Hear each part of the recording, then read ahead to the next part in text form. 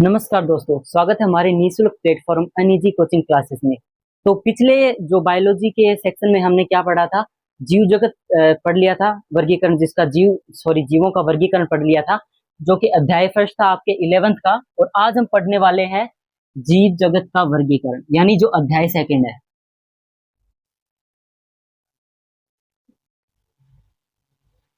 अध्याय सेकंड,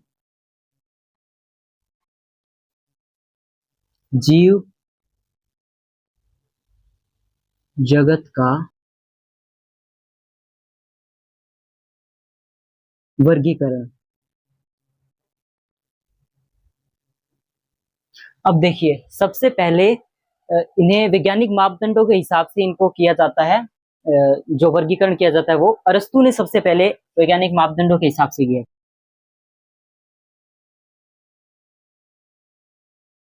वैज्ञानिक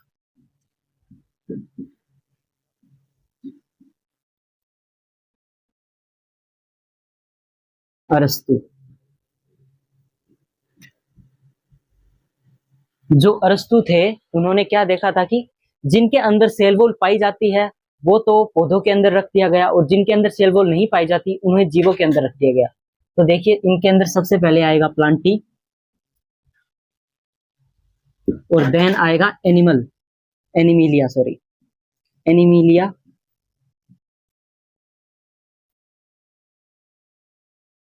अब प्लांटी और एनिमिलिया आ गया। अब देखिए, प्लांटी के अंदर शाख हो गई, झाड़ी, वृक्ष, यानी उन्होंने देखकर ऐसे इसको वर्गीकृत कर दिया था। और इसके अंदर क्या था, जिनके अंदर आरबीसी,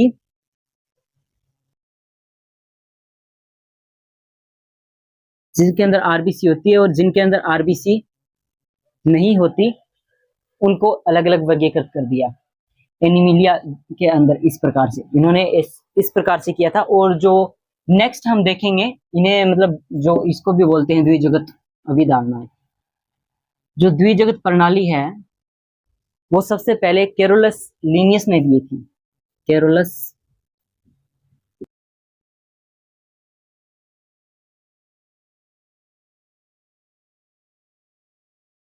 जो अरस्तु थे उन्होंने तो सीधा ही बताया था, लेकिन इन्होंने द्विजगत प्रणाली दी थी, जिसके अंदर प्लांटी जगत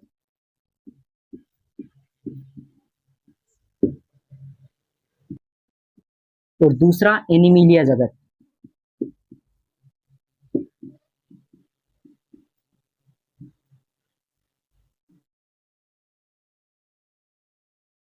इन्होंने दो भागों में बांट दिया, एनिमिलिया और प्लांटी। बस उनके आगे जगत आ गया, इसलिए इसको द्विजगत प्रणाली बोलते हैं। और जो थर्ड पर थे वो थे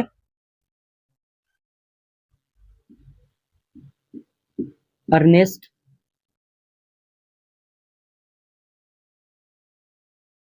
हेकल। अब इन्होंने दी थी त्रिजगत प्रणाली। इसके अंदर क्या होगा, इसके अंदर सबसे पहले जैसे हमने देख लिया था प्लांटी, दूसरा एनिमिलिया, और तीसरा प्रोटिस्टा। यानी इन्होंने सबसे पहले प्रोटिस्टा जगत खोजा था। इन्होंने जो द्विजगत थी उसके अलावा इन्होंने एक तीसरा जगत प्रोटिस्टा खोज लिया था, जिसके अंदर एक कोशिकीय जीव होते हैं। ठीक है, इन्होंने यह दिया था 1866 में। और अब जो हमारा अगला है वो है कॉम्प्लेंट ने दिया था।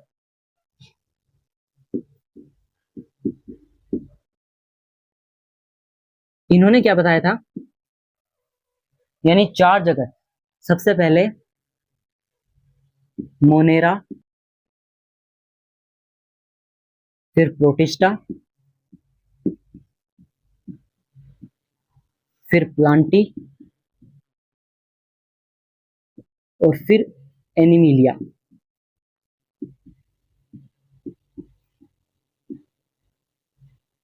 अब यानी कॉम्प्लेंट ने कहां तक खोज लिया था, उन्होंने एक मोनेरा और अलग बना दिया। और प्रोटिस्टा, प्लांटी और एनिमिलिया ये पहले ही खोज लिए गए थे। फिर उन्होंने एक नया और मोनेरा देखा गया, ठीक है। ये भी एक जीवी होते हैं, यानी एक कोशिकीय जीव। और इसके अंदर क्या क्या कमियां थी? बहुत सारी कमियां थी। जो द्विजगत प्रणाली है,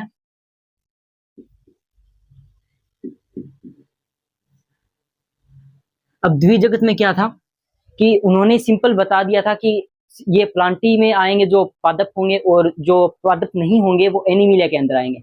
लेकिन इसके अंदर बहुत सारी चीजें, जैसे एक कोशिकीय हो गए, बहुकोशिकीय हो गए, और किसके अंदर हरित लवक पाए जाते हैं, नहीं पाए जाते हैं, और बहुत सारी अलग अलग चीजें थी जो इसकी कमियां थी, ठीक है। तो यह पढ़ने में कोई आसान नहीं था, इसलिए फिर धीरे धीरे आगे खोजा गया, और सबसे जो सटीक बताया जाता अभी तक वो था R H Whittaker, R H Whittaker, जिन्होंने 1969 में पंच जगत अभिधारणा यानी पंच जगत का वर्गीकरण किया था। जैसे सबसे पहले आएगा इसमें मोनेरा, उसके बाद प्रोटिस्टा, फिर फंजाई, फिर प्लांटी, और फिर एनिमिलिया।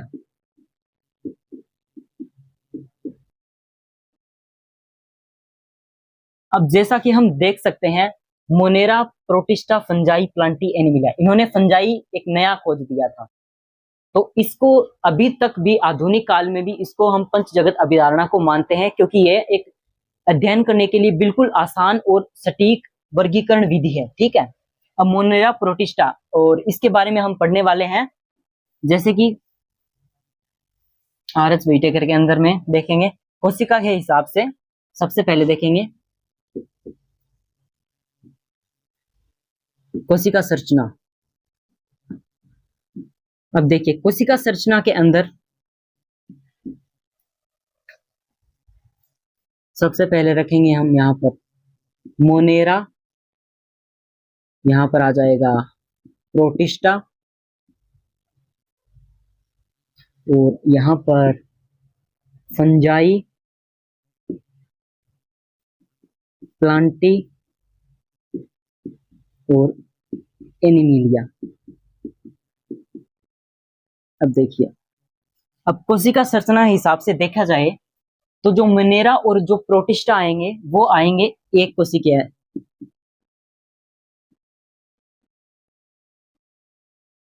यानी ये एक कोशिकीय, इनके अंदर सिर्फ एक कोशिका ही पाई जाती है। और दूसरा ये बहुकोशिकीय है।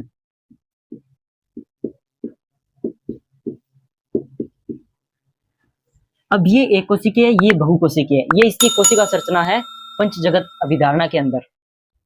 अब दूसरा क्या है? दूसरा हम देखेंगे केंद्रक।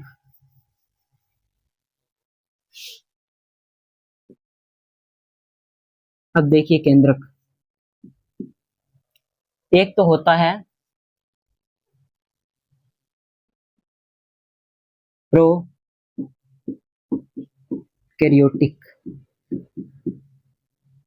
एक होता है यूकैरियोटिक।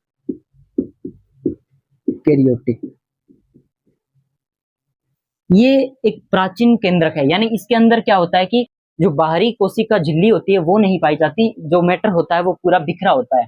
तो इसके अंदर आ जाएगा मोनेरा,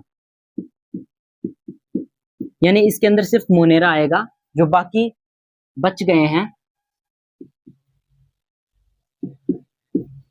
प्रोटिस्टा, फंजाई, प्लांटी और एनिमिलिया। यानी मोनेरा है जो सिर्फ उसके अंदर ही प्रोकैरियोटिक पाया जाता है, और यूकैरियोटिक मतलब प्रोकैरियोटिक जो केंद्रक है इसके अंदर पाया जाता है, लेकिन यूकैरियोटिक केंद्रक इनके अंदर पाया जाता है, बाकी सबके अंदर। ये एक प्राचीन मान सकते हैं इसको हम देखें तो। और हम इसके बाद ये देखेंगे कि पोषण, तीसरा पोषण है पोषण के अनुसार देखें तो अब देखिए पोषण के अंदर सबसे पहले हम मोनेरा के देखेंगे, मोनेरा, और इसके बाद आ जाएगा हमारा प्रोटिस्टा, फंजाई, प्लांटी,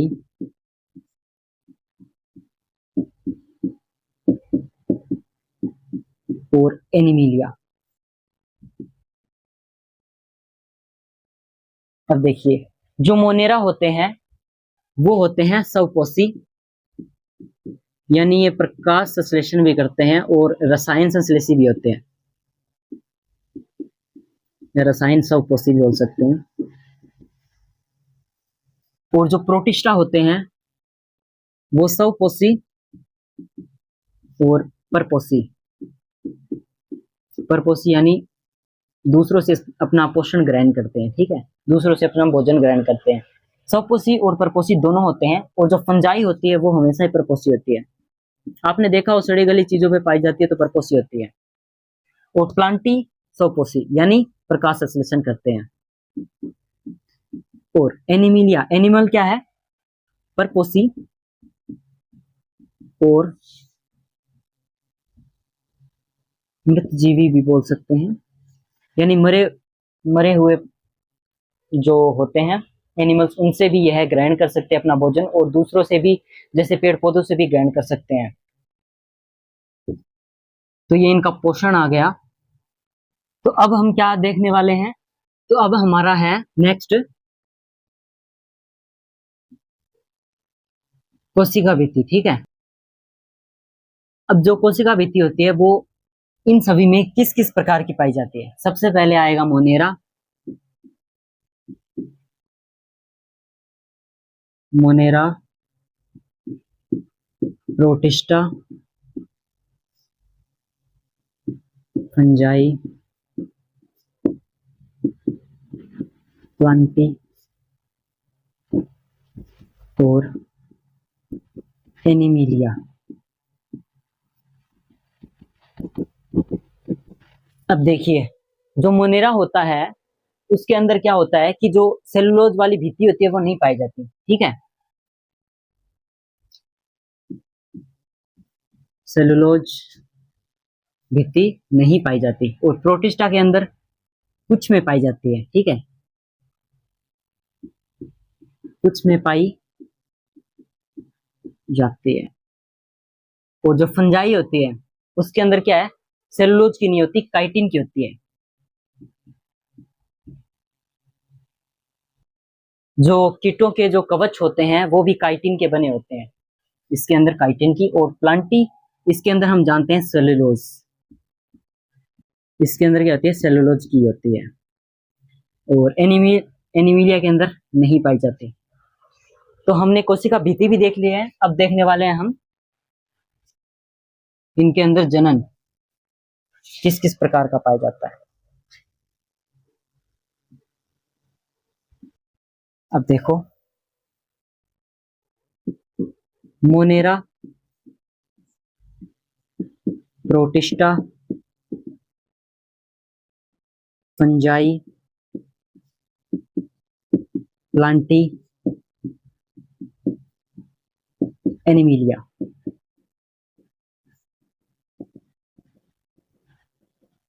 अब देखिए जो मोनेरा होता है उसके अंदर क्या होता है, संयुग्मन होता है, ठीक है, इसके अंदर युग्मन और युग्मक संलयन, ठीक है, और बाकी के अंदर सभी के अंदर निषेचन।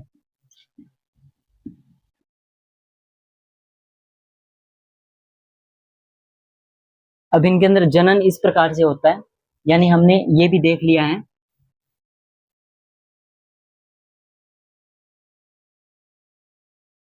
यानी इसके अंदर जो जो भी हमने देखे हैं, पोषण हो गया, कोशिका भित्ति हो गई, केंद्रक के बारे में हो गया, जनन के बारे में हो गया, और पोषण के बारे में हो गया, हमने सभी देख लिया है।